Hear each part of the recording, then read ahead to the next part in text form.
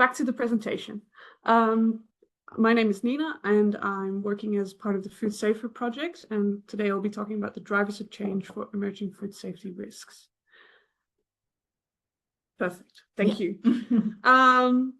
So this is the overview of the FoodSafer project. We have a microbiological side, we have a chemical side. We're also focusing on creating a digital hub and focusing on future-proof food safety management.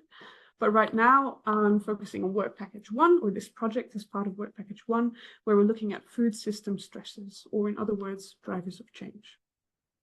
The objective is to identify and characterize drivers of change with a specific focus on the European food system and aimed at management. And here we're only looking at emerging food risks from known hazards, just to reduce the scope a little bit. But first of all, what is a driver of change? And I'll use the classic example of environmental change, which of course our climate is changing, and this is causing a lot of different risks to emerge or actually also to reduce. So we can think about mycotoxin contamination, consumer behavior, and legislation. They're all changing as a consequence of climate change. And this is exactly what a driver is. It can affect the onset of an emergence of an emerging risk. It can either amplify it or it can reduce. So a driver of change doesn't have to be positive or negative per se. That's something good to remind yourself of when watching the presentation. We used a lot of methods, but I will skip over almost all of them just to make it a little bit easier for today for our lunch session. So for you, the immediate identification of all drivers for the European system. We have 11 drivers in total, and we classify them according to social, technological, economic, environmental, and political. From those drivers, we went to a multi-criteria analysis with an expert survey, and we used 4 criteria: volatility, controllability, and likelihood and severity of associated hazards. Volatility is the fluctuation of a driver, and here we have a little picture of CO2 on the left-hand side, and then year and temperature, which of course is related to the climate change example earlier. Then the controllability is the amount of influence we have, either as manager, but also as a larger organizational body. And then the 2 classic risk, likelihood and severity criteria. These criteria, they involve, they create our driver matrix.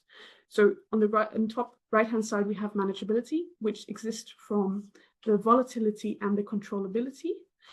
And then the negative health consequences are from the severity and the likelihood of associated hazards. And each quadrant in this matrix has its own characteristics, so that once we place our drivers in this driver matrix, then we can actually make our management much more custom. So instead of having a blanket general management idea, we can have more effective resource allocation.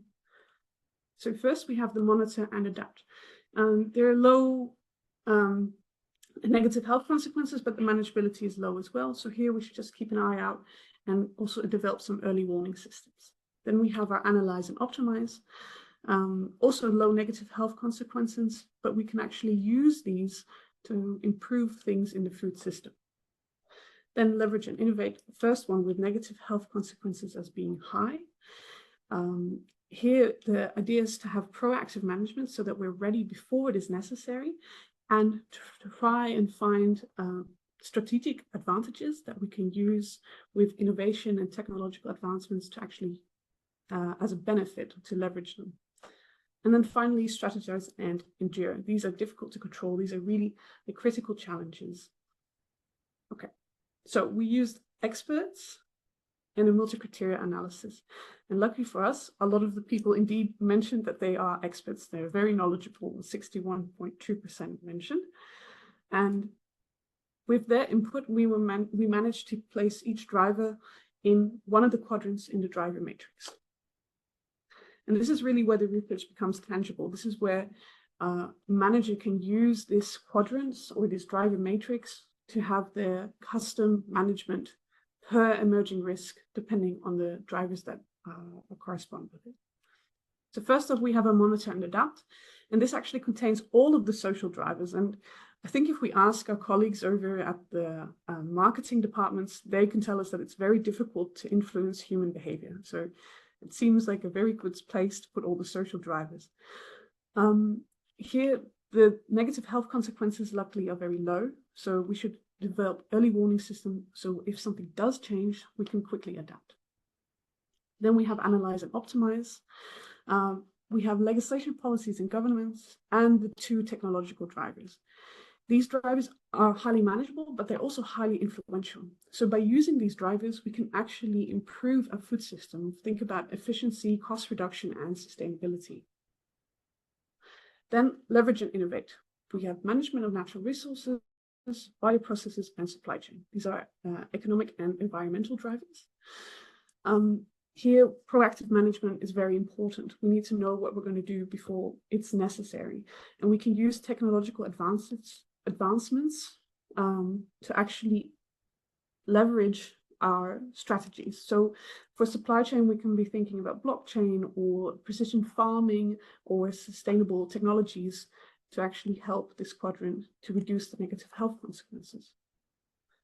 And then finally, we have strategize and endure. Environmental contamination and geopolitical instability are the 2 drivers here. And I think we can all recognize that these are very critical drivers that aren't simply solved by a food safety manager or one organizing body. These really are drivers that are spanning across countries and fields and years. And what we should be doing, of course, as a whole world is collaborative planning and developing new management strategies. But right now, for us in the food system, we need to make choices towards resilience. So by building adaptive capabilities and redundancies into our food system. So all in all, for the future research, I have a small piece of advice for each quadrant. For our monitor and adapt, we want early warning systems.